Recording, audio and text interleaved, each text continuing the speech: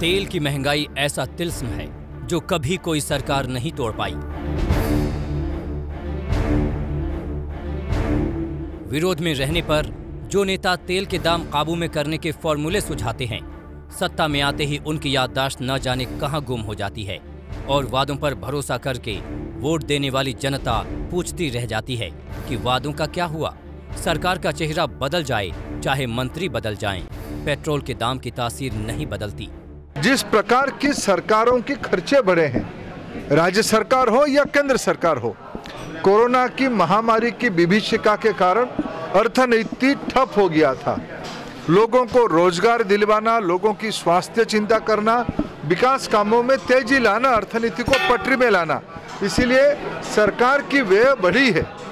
इसीलिए थोड़ा टैक्स के कारण लोगों को भी कष्ट है। In the last 7 years, under the able guidance of Shri Dharmendra Pradhan ji and before that of his predecessor, a number of path-breaking reforms and initiatives have been introduced in this sector. My effort will be to take those forward and to fulfill the expectations of the Prime Minister. बात सिर्फ एक सरकार की नहीं है, केंद्र हो या राज्य हो, पेट्रोल की शतकीय व्यापारी में सभी बराबर के भागीदार हैं। न तो केंद्र सरकार अपने मुनाफे की एक्साइज ड्यूटी में कमी को तैयार है, न राज्य सरकारें अपने मुनाफे के वैट पर। भारत के नक्शे में देखिए, पेट्रोल पर सबसे ज्यादा कमाई करने वाले राज्यों में सबसे ज्यादा 36% वैट राजस्थान सरकार लगाती है, 33% मध्य प्रदेश सरकार, 31% आंध्र प्रदेश सरकार, 30% दिल्ली सरकार, 27% उत्तर प्रदेश सरकार, 26% बिहार सरकार, 26% महाराष्ट्र सरकार और 25% बंगाल सरकार पेट्रोल पर वैट वसूलती है, लेकिन जिम्मेदारी कोई नहीं लेना चाहता।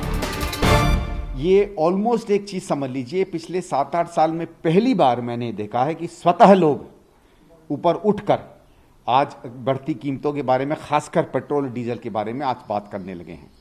प्रधानमंत्री, उनकी सरकार इस बात को माने न माने, बीजेपी वाले इस बात को माने न माने, ये अपने आप ही एक बहुत बड़ा मुद्दा बन गया है और अब मुझे नहीं लगता है कि इसमें सरकार किसी तरीके से बच पाएगी। जनता हाय हाय कर रही है और नेता पेट्रोल की टोपी एक दूसरे के सिर से घुमाते हुए वापस जनता को ही बेहिचक पहना रहे हैं। जुलाई के 10 दिनों में ही पेट्रोल की कीमत में 6 बार इजाफा हो चुका है और 10 दिनों में ही कीमत 2 रुपये 10 पैसे तक बढ़ गई है। वहीं जुलाई के इन 10 दिनों में डीजल में 4 बार इजाफा हुआ और कीमत 70 पैसे तक बढ़ चुकी है। आप 500 रुपये के आसपास दे रहे, पहले इसमें कितना आता था?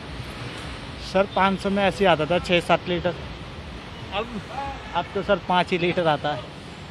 तो इसने असर डाला है आपकी जो खर्चा है उसके ऊपर? सर बहुत ज़्यादा लोड है सर, बहुत ही ज़्यादा लोड है सर। असर ऐसे पड़ रहा है कि जो मान लीजिए सैलरीड है, उनकी सैलरी तो इंक्रीज नहीं हुई ना। अब जिसको मंथली मान लीजिए 3000 का पेट्रोल लगता है सेम सैलरी पे, अब उसको 4000-5000 का लग रहा है, तो लॉस तो उसी को है, बच क्या रहा उसको। रोना सिर्फ पेट्रोल का नहीं है, डीजल ने भी देश के 4 राज्यों में सैकड़ा मार दिया है।